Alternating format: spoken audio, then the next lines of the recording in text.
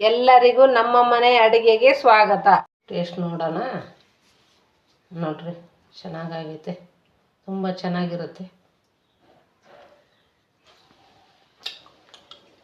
ತುಂಬ ಚೆನ್ನಾಗೈತೆ, ಸೂಪರ್ ಆಗೈತೆ. ಉಪ್ಪು ಖಾರ ಹುಳಿ ಎಲ್ಲ ಕರೆಕ್ಟಾಗಿದೆ. ಮಾಡ್ಕೊತೀನಿ ರೀ. ಓಕೆ, ಲೈಕ್ ಮಾಡಿ, ಶೇರ್ ಮಾಡಿ, ಸಬ್ಸ್ಕ್ರೈಬ್ ಮಾಡೋದನ್ನು ಮರಿಬೇಡ್ರಿ. ಇದು ಉಳ್ಳಿ ತೊಗೊಂಡಿದ್ದೀನಿ, ಇದನ್ನು ಹಸನ್ ಮಾಡಿ ಇಟ್ಕೊಂಡಿದ್ದೆ. ಇದನ್ನು ತೊಳೆದು ರಾತ್ರಿ ನೆನೆಸಿದ್ದೆ. ಇದನ್ನು ಉಳ್ಳಿನ ತೊಗೋಬೇಕು, ರಾತ್ರಿ ನೆನೆಸಿದ್ದೆ. ನೆನೆಸಿ ಮೊಳಕೆನ ಕಟ್ಟಿದ್ದೆ. ಮೊಳಕೆ ಕಟ್ಟಿ ತಿರುಗಿ ದಿನ ಬೆಳಿಗ್ಗೆ ಇದನ್ನು ಬಿಚ್ಚಿದ್ದೆ. ಈ ಥರ ಮೊಳಕೆ ಬಂದಿದೆ ನೋಡ್ರಿ, ಎಷ್ಟು ಚೆನ್ನಾಗಿ ಬಂದೈತಿ. ಇಷ್ಟಿಷ್ಟು ಉದ್ದ ಬಂದಿದೆ. ಮೊಳಕೆ ಕಾಳು ಸಾಂಬಾರು ಮಾಡುವ ವಿಧಾನ. ಇದಕ್ಕೇನೇನು ಬೇಕು ಗೊತ್ತಾ? ಈ ಕೊಬ್ಬರಿ, ಈರುಳ್ಳಿ, 4 ಟೊಮೆಟೊ, ಕೊತ್ತಂಬರಿ, ಹುಣಸೆಹಣ್ಣು, ಇದಕ್ಕೆ ಒಂದು ಸ್ವಲ್ಪ ಹಸಿ ಶುಂಠಿ ಹಾಕಬೇಕು, ಚೆನ್ನಾಗಿರುತ್ತೆ. ಬೆಳ್ಳುಳ್ಳಿ, ಆಮೇಲೆ ಆಲೂಗಡ್ಡೆನ ಕ್ಲೀನಾಗಿ ವಾಶ್ ಮಾಡಿ ಸಿಪ್ಪೆ ತೆಗೆದು ಇಟ್ಕೊಂಡಿದ್ದೀನಿ. ಇದನ್ನು ಮಸಾಲೆ ಮಾಡ್ಕೋಬೇಕು. ಮಿಕ್ಸಿ ಜಾರ್ ತೊಗೊಂಡಿದ್ದೀನಿ. 2 ಈರುಳ್ಳಿ ಹಾಕ್ಕೊಂಡಿದ್ದೀನಿ. ಕೊಬ್ಬರಿ ಹಾಕ್ಕೊಳ್ತಾ ಇದ್ದೀನಿ. ಬೆಳ್ಳುಳ್ಳಿ, ಹಸಿ ಶುಂಠಿ, ಹುಣಸೆಹಣ್ಣು, ಕೊತ್ತಂಬರಿ, ಟೊಮೆಟೊ ಲಾಸ್ಟಿಗೆ ಹಾಕೋಣ. ಎಣ್ಣೆ ಹಾಕಿದ್ದೀನಿ, ಒಂದು 4 ಸ್ಪೂನ್ ಎಣ್ಣೆ ಹಾಕಿದ್ದೀನಿ. ಸಾಸಿವೆ ಜೀರಿಗೆ ಹಾಕಿದ್ದೀನಿ.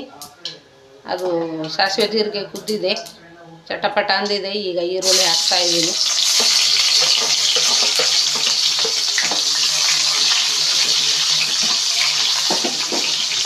ಈರುಳ್ಳಿ ಹಾಕ್ತಿದ್ದೀನಿ. ಒಂದು ಸ್ವಲ್ಪ ಉಪ್ಪು ಹಾಕ್ತೀನಿ.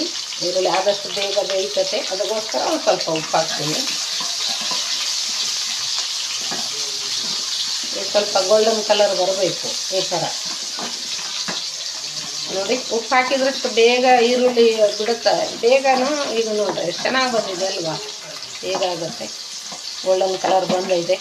ಟೊಮೆಟೊ ಇತ್ತು, ಒಂದು ಟೊಮೆಟೊ ಕೊಯ್ದು ಹಾಕ್ಕೊಂಡಿದ್ದೀನಿ.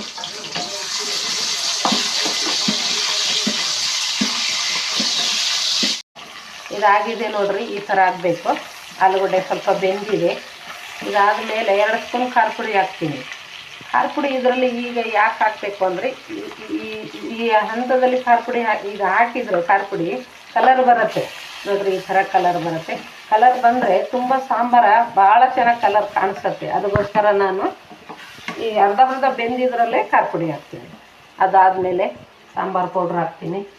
ಅದನ್ನು 2 ಸ್ಪೂನ್ ಹಾಕ್ತೀನಿ. ಇದರಲ್ಲಿ ಎಲ್ಲವೂ ಮಿಕ್ಸ್ ಮಾಡಿ ನಾನು ಮಾಡ್ಕೊಂಡಿರೋ ಸಾಂಬಾರು ಪೌಡ್ರ್ ಇದೆ, ಅದನ್ನು ಹಾಕ್ತೀನಿ. ಅದಾದಮೇಲೆ ಮೊಳಕೆ ಕಾಳು ಇರುತ್ತಲ್ಲ, ನಾನು ತೊಳೆದು ವಾಶ್ ಮಾಡ್ಕೊಂಡಿದ್ದೀನಿ. ಅದನ್ನು ಈಗ ಇದರಲ್ಲಿ ಮಿಕ್ಸ್ ಮಾಡ್ತಾಯಿದ್ದೀನಿ.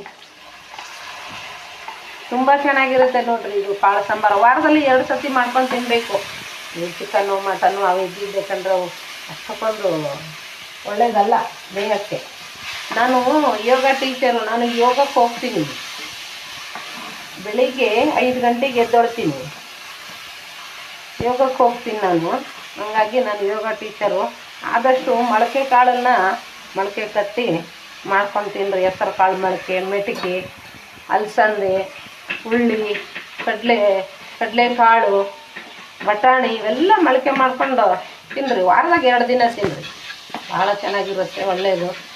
ಆಮೇಲೆ ಈ ಥರ ರುಬ್ಕೋಬೇಕು, ಈ ಥರ ಇರಬೇಕು. ಒಂಥರ ಮೊಸರು ಕಾಣಬೇಕು. ಫುಲ್ಲು ಸಣ್ಣಗೆ ರುಬ್ಕೋಬಾರ್ದು. ಇದು ಮಸಾಲೆ ಮಾತ್ರ ಚಿಕನ್ ಮಟನಿಗಾಗಲಿ, ಆಮೇಲೆ ಸಾಂಬಾರು ಮಾಡೋದು ಈ ಥರ ಇರಬೇಕು ನೋಡ್ರಿ.